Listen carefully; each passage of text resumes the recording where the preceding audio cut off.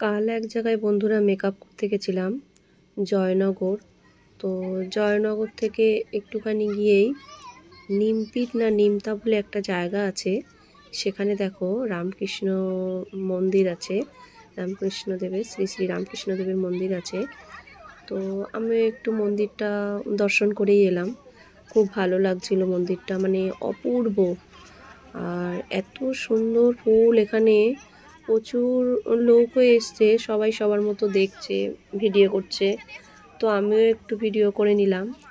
আর আমি তো শুধু ফুলগুলোই দেখছি, ফুল গাছগুলো, এত ফুল এখানে, মানে কি বলবো, আমার তো মন ছুঁয়ে গেছে।